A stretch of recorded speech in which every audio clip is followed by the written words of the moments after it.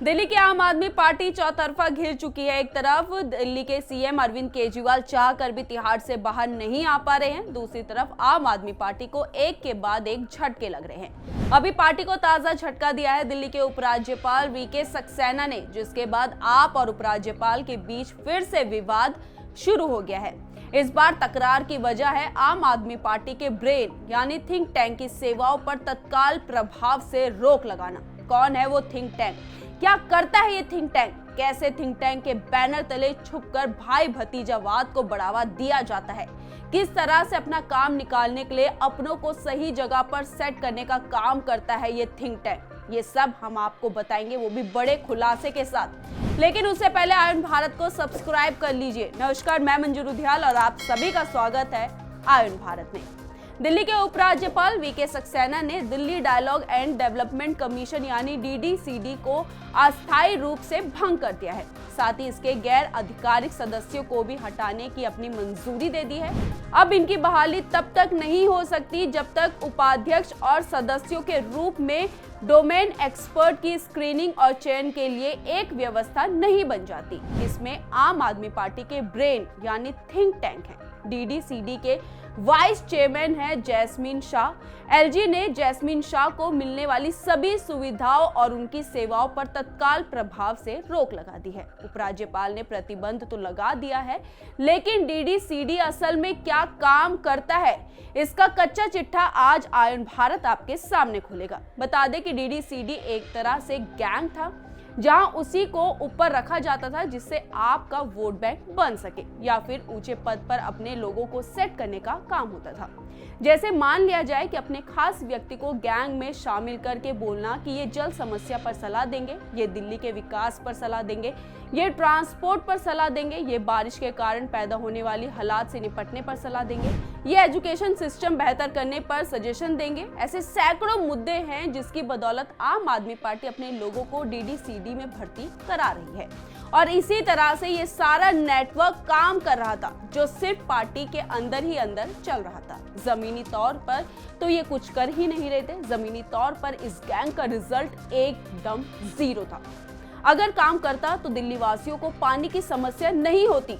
1-2 हफ्ते से दिल्ली की जनता बूंद बूंद के लिए तरस रही है, तब डीडीसीडी पानी की समस्या हल नहीं कर पाई। तो खुद सोचिए, जो इनका सिविल लाइन को लेकर सलाहकार होगा वो क्या काम करता होगा या वो क्या सलाह देता होगा। आज दिल्ली की स्थिति ये है कि एक बारिश में दिल्ली तालाब बन जाती है। उसके अलावा दिल्ली में फ्री बिजली, पानी, बस में महिलाओं के लिए फ्री सेवा, इन सब का जिसने आइडिया दिया होगा उसने आखिर क्या किया होगा जो फ्री के नाम पर नल में पानी नहीं आता, फ्री बिजली के नाम पर लंबा चौड़ा बिल आ जाता है। आप इतने ही उदाहरण से समझ जाएंगे कि आखिर कैसे अपने लोगों को फायदा पहुंचाने के लिए आम आदमी पार्टी ने ये पूरा गैंग बनाया। लेकिन अब डीडीसीडी पर ही प्रतिबंध लग गया है।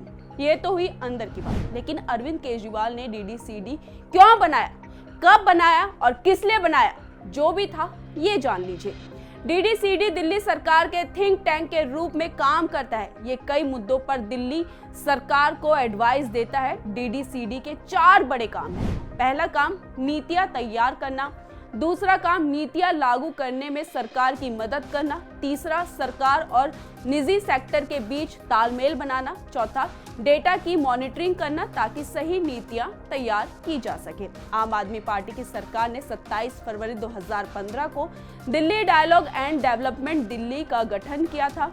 दिल्ली के मुख्यमंत्री अरविंद केजरीवाल डीडीसीडी के चेयरमैन हैं, जैस्मीन शाह वाइस चेयरमैन और मनीष सिसोदिया इसके सदस्य हैं। बता दें कि दिल्ली के एलजी के निर्देश पर डीडीसीडी के वाइस चेयरमैन जैस्मीन शाह को मिलने वाली सभी सरकारी सेवा और सुविधा पर तत्काल प्रभाव से रोक लगा दी गई है। साथ ही जैस्मीन शाह के दफ्तर पर ताला लगाने का निर्देश जारी कर शाह को मिलने वाली सभी सरकारी वाहन और स्टाफ भी तुरंत वापस ले लिया गया। बता दें, जैस्मीन शाह 2014 में आम आदमी पार्टी से जुड़े थे और जैस्मीन शाह पर यह आरोप है कि वो आम आदमी पार्टी के आधिकारिक प्रवक्ता के तौर पर काम कर रहे थे और ऐसा करके उन्होंने सार्वजनिक पद का दुरुपयोग किया।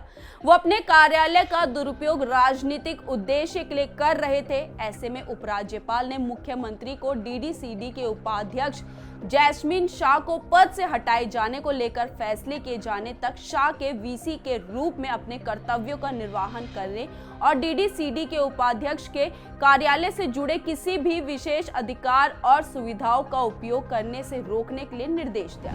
इसी संबंध में 17 नवंबर को दिल्ली सरकार के नियोजन विभाग द्वारा एक प्रशासनिक आदेश भी जारी किया गया था, जिस पर कार्रवाई करते हुए सिविल लाइन के एसडीएम ने डीडीसीडी के दफ्तर परिसर को सील कर दिया था। बार बार झटके खाने के बाद आम आदमी पार्टी अब इस झटके से कैसे निपटे, इस पर मंथन में जुट गई है। तभी तो पार्टी ने उपराज्यपाल के इस एक्शन की आलोचना करते हुए कहा है कि हम इस फैसले को कोर्ट में चुनौती देंगे। हालांकि ये चुनौती कितनी पूरी होगी ये देखना बाकी है, लेकिन ऐसी तमाम स्टोरीज को देखने के लिए आयरन भारत को सब्सक्राइब कीजिए और हमारी वीडियो को ज्यादा से ज्यादा शेयर कीजिए। धन्यवाद।